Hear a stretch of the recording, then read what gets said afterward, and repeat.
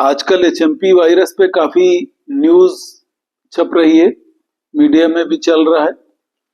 मैं आप लोगों को ये बता देना चाहता हूं कि ये वायरस कोई नई चीज नहीं है। जैसा कि हम जानते हैं कि हर जाड़े के सीजन में हमारा गला खराब होता है, जैसे इस समय मेरा भी खराब है। तो जो 7 तरह के कॉमन वायरस हैं जिनकी वजह से गला खराब होता है, उसमें से ये सबसे हल्का वायरस है, हम इसको ऐसे कहेंगे। और जितने भी गले खराब हैं बाकी वायरसेस की वजह से, इसमें केवल एचएमपी वायरस 7 से लेके 10 से लेके 12% इन्फेक्शन करता है, बाकी दूसरे वायरस करते हैं। जैसे इन्फ्लुएंजा वायरस है, पैरा इन्फ्लुएंजा वायरस है, और तरह तरह के आरएनए वायरसेस हैं। पैरा वायरस फैमिली जो है, पैरामिक्सो वायरस फैमिली, उसकी वजह से जो इन्फेक्शंस होते हैं उसमें इसका सबसे कम औसत है। और दूसरी अच्छी बात यह इस वायरस के बारे में कि इस वायरस से गले में ऊपर ही इन्फेक्शन होता है, फेफड़े तक नहीं जाता है। मुश्किल से 5% से लेके 16% तक केसेस में, अगर 100 मरीजों के एचएमपी हुआ है तो उसमें 5 से 16 के बीच में ही केस ऐसे होते हैं जिनमें निमोनिया होता है। अब निमोनिया भी बहुत लोगों को हो जाता है इस सीजन में, तो निमोनिया वाले सारे लोग, कोई ऐसा तो नहीं है कि वो मर जाते हों या बहुत सीरियस हो जाते हों।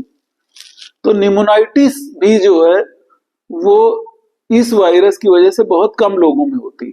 तो इसमें पैनिक जैसी या कोविड जैसा सोचने जैसा कुछ भी नहीं है। पब्लिक को मैं एश्योर करता हूं कि इस वायरस से लेके पैनिक तो बिल्कुल नहीं होना है, घबराना तो बिल्कुल नहीं है।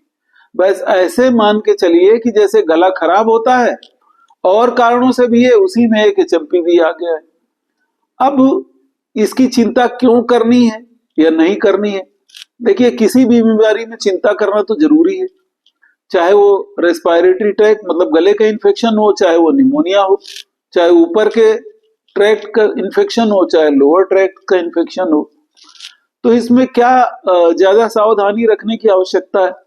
जैसे किसी की इम्यूनिटी बहुत कम है, सपोज करिए किसी को कैंसर की दवा चल रही है, या किसी को सिकाई हो चुकी है, या किसी को मलनरिज्ड है जिसमें प्रोटीन मल है, या किसी कोई लंबे टाइम से स्टीरॉइड खा रहा है, या किसी को कोई ऐसी फैमिली हिस्ट्री है जो ऑटो इम्यून डिजीज की है। जैसे बहुत सारी बीमारियां हो जाती हैं जब ये बताते हैं डॉक्टर की आपका जो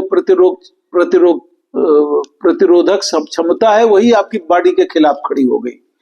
तो ऐसी बीमारियों में, डायबिटीज में, इम्यूनो कम्प्रोमाइज लोगों में अगर ये लक्षण 7 दिन से ज्यादा रहते हैं या सीवियरिटी बढ़ रही, कैसे सीवियरिटी बढ़ रही? सांस लेने में दिक्कत होने लगी, बुखार उतर नहीं रहा है, नाक में लगातार कंजेशन बना हुआ है। जैसे कॉमन कोल्ड हमको होता है 7 से 10 दिन में हम ठीक हो जाते हैं, यहाँ पे अगर ऐसा हो कि भाई वो ठीक नहीं हो रहा और बढ़ रहा है, तो ऐसी जगह आपको थोड़ा सोचना पड़ेगा और उसके लिए डॉक्टर की सलाह लेनी पड़ेगी। आज ही हमारे प्रशासन ने, एसीएस साहब ने पूरे स्टेट लेवल की मीटिंग की है।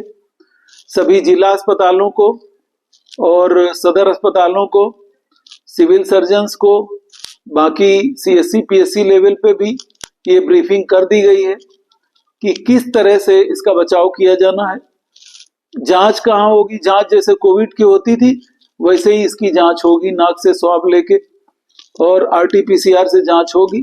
रिम्स उसकी तरह पूरा इक्विप्ड है, हजारीबाग में भी ये फैसिलिटी है, और जगहों पे भी ये फैसिलिटीज मेडिकल कॉलेज में ही है, कोविड में जब डेवलप की गई थी। तो इसलिए इसमें चिंता जैसी कोई बात नहीं है, पैनिक जैसी कोई बात नहीं है। ये जुकाम है, साधारण जुकाम है। ये जुकाम इस वायरस की वजह से हुआ है, जो नया नहीं है। ये 2001 में ये जाना तो जाता है 1970 से ही, लेकिन 2001 में इसको हम लोगों ने भी आइडेंटिफाई किया। 2000 में नीदरलैंड में कुछ केसेस मिले थे, उसके बाद इसकी जानकारी हुई।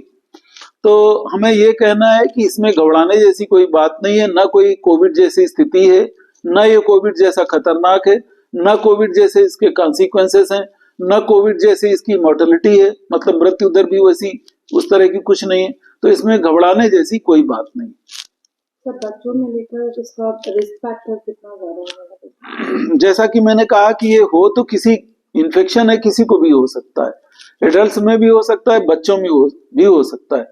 अभी जो हमारे देश में केसेस डिटेक्ट हुए हैं वो बच्चों के हुए हैं, इसका मतलब ये नहीं कि बच्चों में ही हो सकता है। जैसा कि हमने कहा कि शरीर की प्रतिरक्षण क्षमता अगर किसी भी वजह से कम है, जिसके हमने बहुत सारे कारण बताए, फिर से रिपीट कर देता हूं, डायबिटीज है, मल न्यूट्रिशन है, ड्रग एब्यूजर हैं, HIV इन्फेक्शन है, कैंसर है, कोई रेडियोथेरेपी चल रही है, कीमोथेरेपी चल रही है, एज 70 साल के ऊपर है और डायबिटीज भी है, या मल्टी सिस्टम बीमारियां हैं, या किडनी की बीमारियां क्रॉनिक हैं, तो ऐसे लोगों को थोड़ा इसको विजिलेंट रहना पड़ेगा।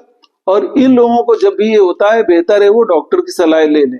और डॉक्टर से मेरा ये कहना है कि 7 दिन के बाद भी अगर ये बना रहता है और सिम्टम बढ़ रहे होते हैं या डिस्निया होने लगती है, ब्रेथलेसनेस होने लगती है, तो उसमें जरूर HMP भी टेस्ट कर लें।